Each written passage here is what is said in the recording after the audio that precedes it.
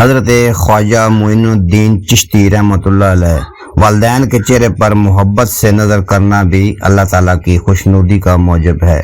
یہ شفاعت اور بدبختی کی نشانی ہے کہ انسان گناہ کرے اور پھر امید رکھے کہ بخش دیا جائے گا۔ اگر خدا آنکھ دے تو ہر راہ میں اس کے سوا کچھ نہ دیکھے، جہاں میں جس کو دیکھے اس میں اس کی حقیقت دیکھے، کیونکہ ہر ذرا خاک جہاں نما ہے۔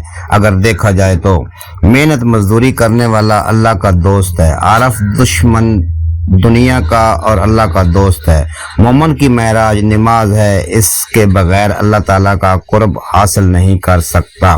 اصل متوکل وہ شخص ہے جو لوگوں سے مدد نہ مانگے اور تکلیف کے موقع پر شکایت نہ کرنا پھرتا۔ قبرستان میں کھانا پینا اور ہنسنا نہیں چاہیے۔ نماز اللہ تعالیٰ کی امانت ہے جو اس نے بندوں کے سپرد کر رکھی ہے۔ جس نے جو کچھ بھی حاصل کیا وہ محنت اور خدمت ہی سے پایا۔